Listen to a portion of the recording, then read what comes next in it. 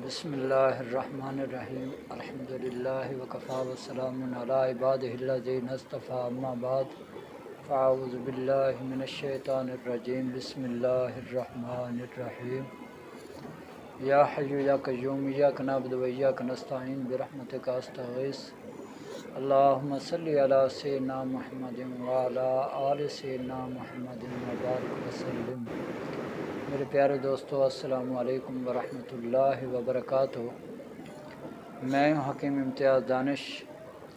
आप देख रहे हैं हिकमत इम्तियाज़ यूट्यूब चैनल। मेरे प्यारे दोस्तों, क्या हाल है? ठीक हैं? तबीयत से ठीक है? मेरे प्यारे दोस्तों, आज हम जिस बीमारी के बारे में बात कर रहे हैं वो है बलगमी दमा होना। इसके बारे में भी बात करेंगे और फिर इसका इंशाअल्लाह बेहतरीन और कामयाब नुस्खा भी आपको देंगे। इंशाअल्लाह ताला आप उसे इस्तेमाल करेंगे तो इस मर्ज़ से आपकी जान छूट जाएगी। आपने सिर्फ ये करना है कि आपने मेरी वीडियो को लाइक करना है, शेयर करना है, सब्सक्राइब करना है।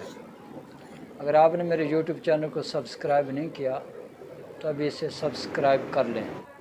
शुक्रिया। तो मेरे प्यारे दोस्तों, ये जो बलगमी दमा है ये उन लोगों को ज़्यादातर होता है जो ठंडी चीज़ें, सर्द चीज़ें इस्तेमाल कर रहे होते हैं, वो इस मर्ज़ का शिकार हो जाते हैं।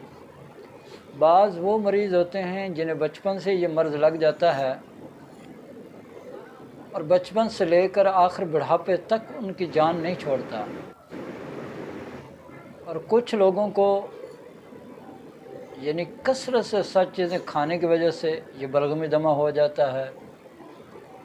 इसमें होता क्या है कि बलगम जो है वो फेफड़ों के ऊपर जम जाती है, जिससे मरीज़ को सांस लेते वक्त बहुत ज़्यादा तंगी होती है।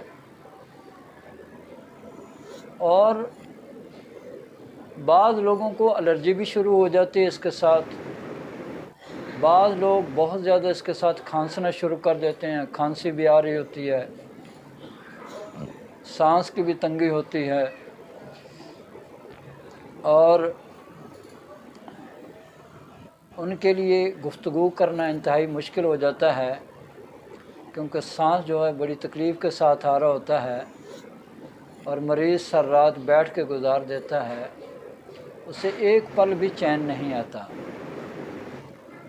जो ही इस बलगम का इखराज हो जाता है और फेफड़ों पर जो सोजिश हो जाती है इस बलगम की वजह से, तो सोजिश ठीक होती है तो मरीज़ को गुफ्तगू करने में भी फिर परेशानी नहीं रहती और सांस लेने में जो दुश्वारी आ रही होती है वो भी ख़त्म हो जाती है।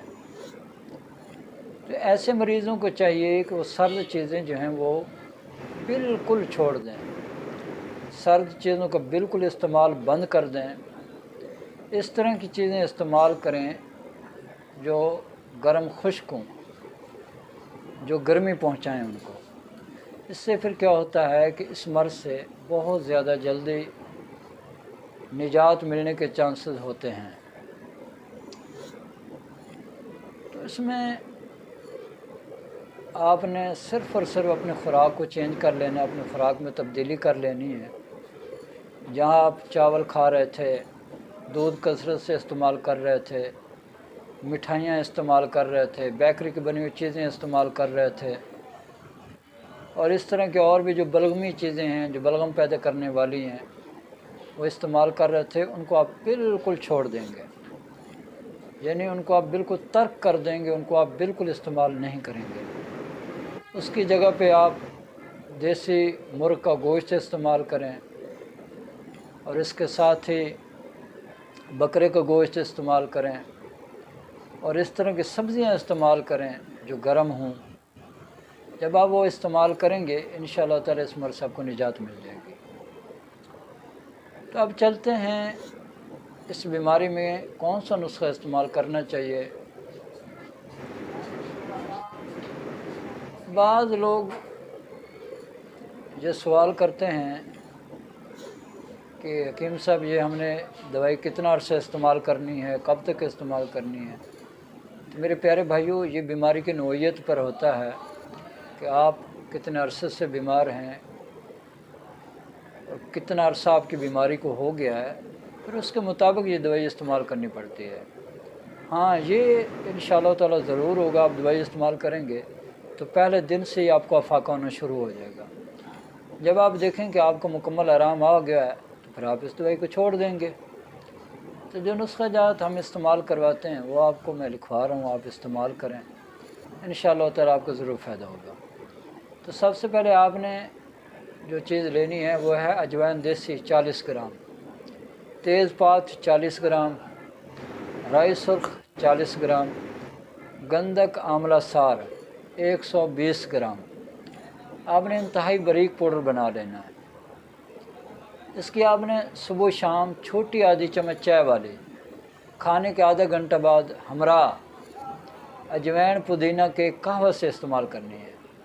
یاد رکھیں، آپ نے اجوائن پودینہ کا قہوہ بنانا ہے، اس کے ساتھ یہ دوائی آپ نے استعمال کرنی ہے۔